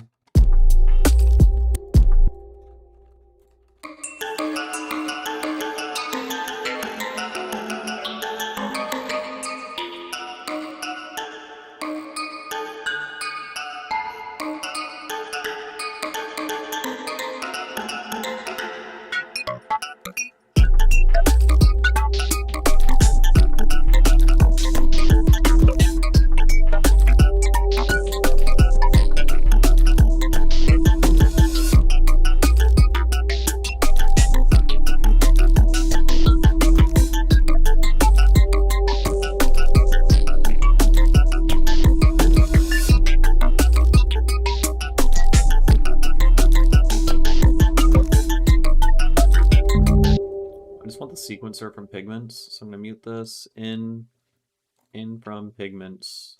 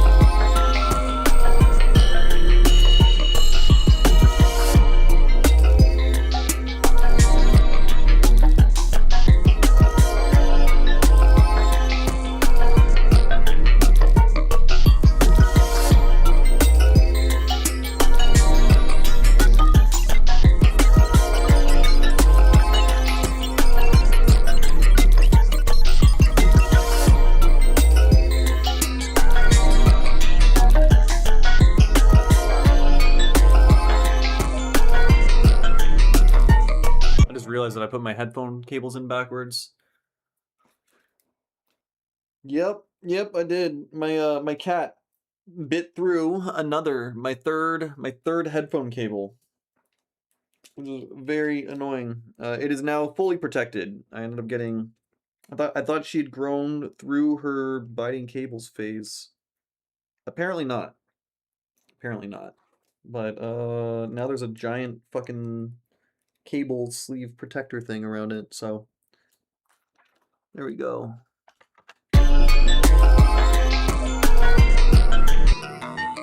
What? Did I just put it in the same fucking thing again? Am I stupid? I literally took them out and then put them in the wrong in the same goddamn spot.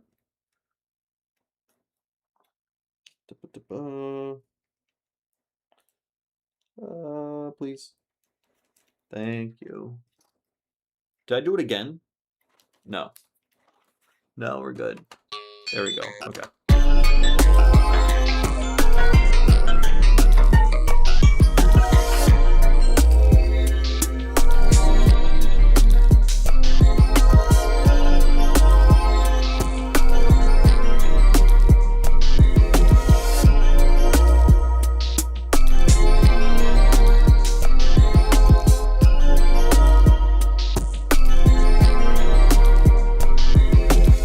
Okay, so I mean, I have a song here, evidently. I just need to arrange it. I don't really want to arrange it, frankly. I'll arrange it. I'll do that. Because it sounds kind of cool, I think. But like you just saw, I was just playing through, clicking different loops open and closed and whatnot.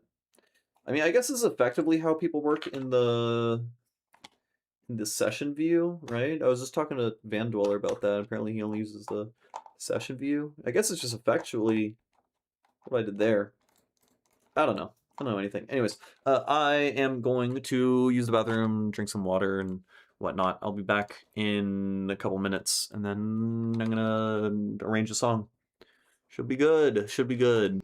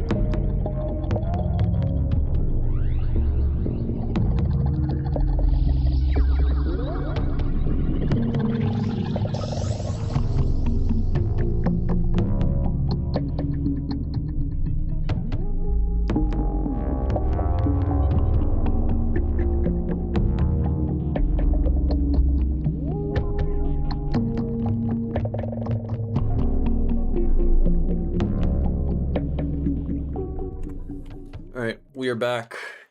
We are here, and we have to arrange a song. That's why we're here. That's what we're doing. What do we have over here? Well, what's going on over here? Okay, it's cool, sick. So we got drums. Drums going crazy for days. We're gonna add, I don't know, locators or something. Like that's one section. Here, that's another section. What do we want to do? What do we want to do? So we have this.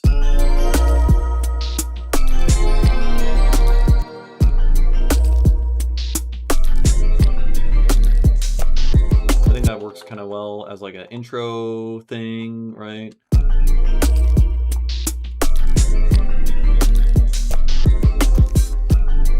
And then this guy can come in.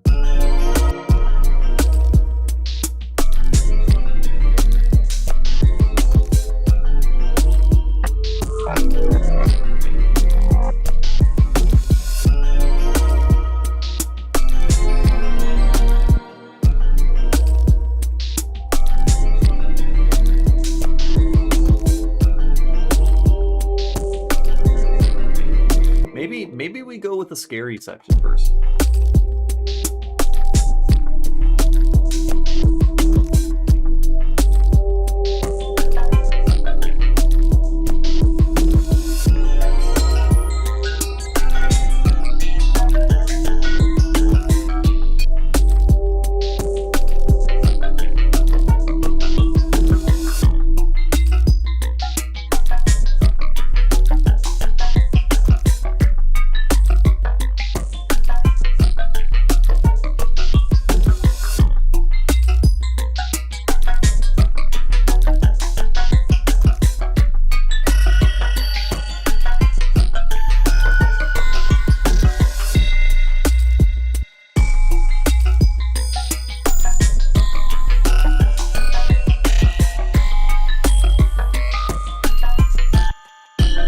Oh, it's supposed to be like this, right?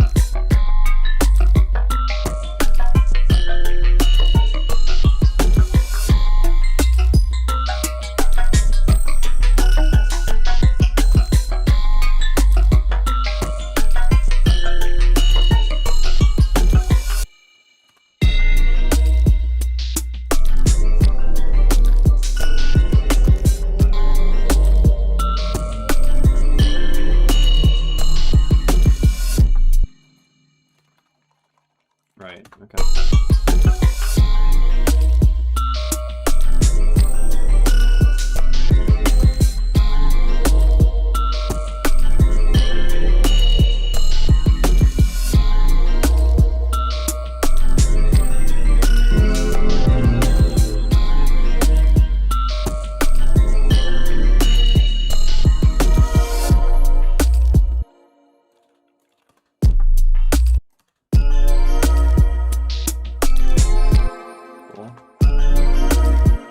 Keep that looping.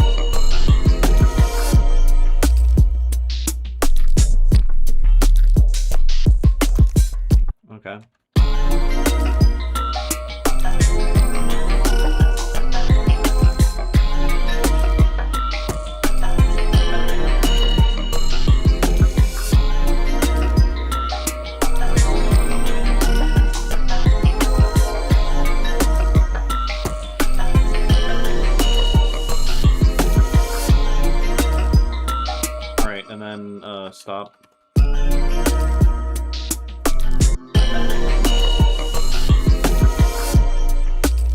And then what? And then what? What were the other loops I was playing around with?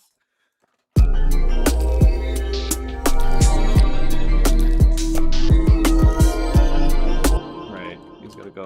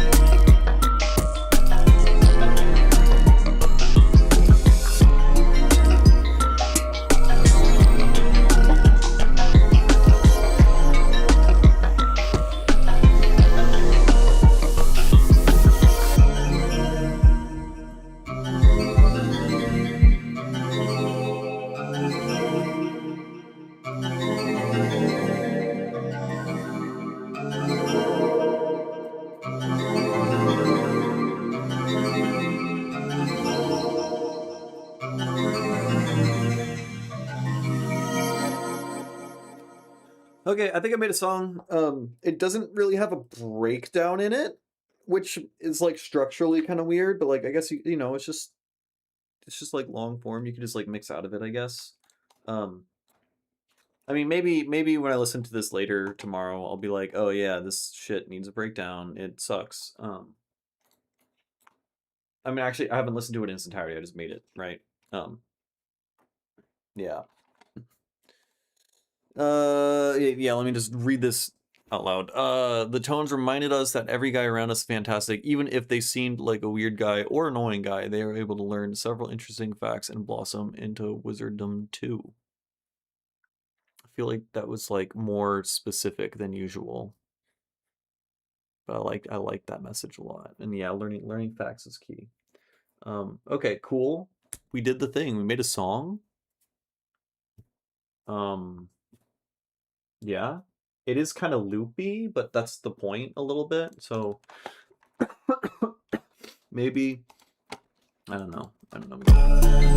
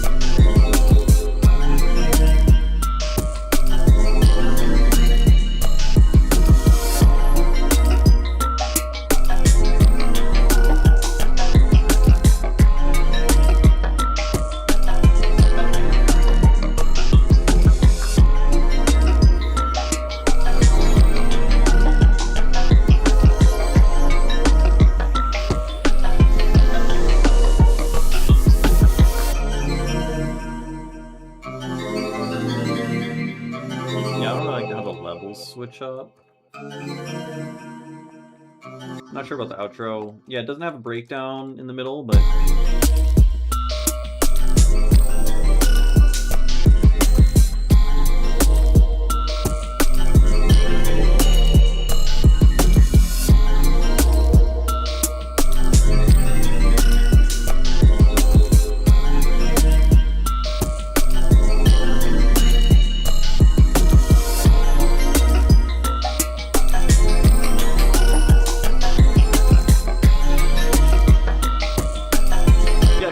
end up just like cutting out one of like this whole section or something. Yeah, yeah, I don't know. It's definitely not done structurally. I'm probably gonna end up cutting out like a minute here, I think. Just keep the song a little bit shorter. But it's a vibe. It's pretty cool. I do like how we go back into this beat in the beginning over here.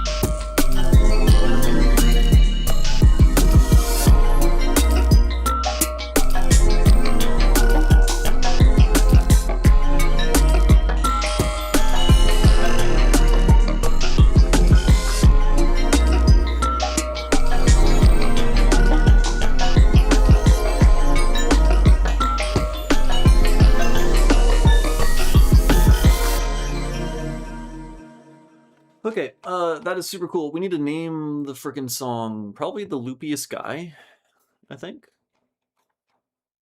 I think The Loopiest Guy. It's pretty good.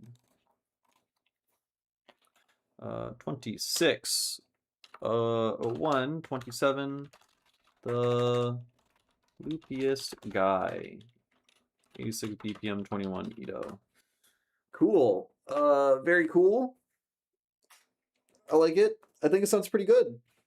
I do think it sounds pretty good. So that's neat. That is really cool. Yeah, successful stream. I feel like we learned a lot. We learned a lot about Zebra.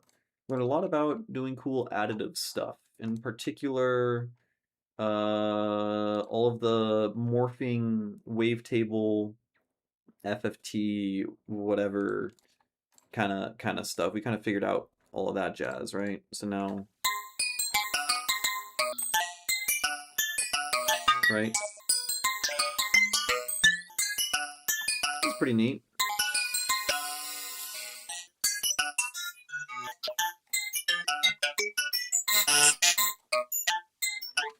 It's pretty cool stuff there. We didn't even mess around with, yeah, wait.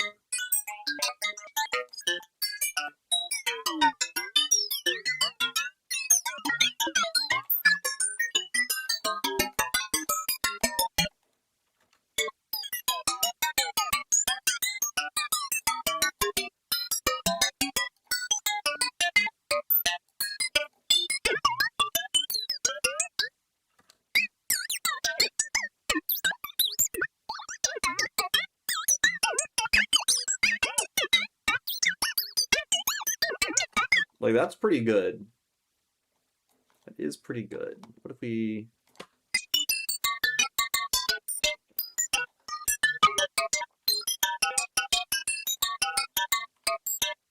Yeah, I was supposed to end the stream, and now I'm doing this.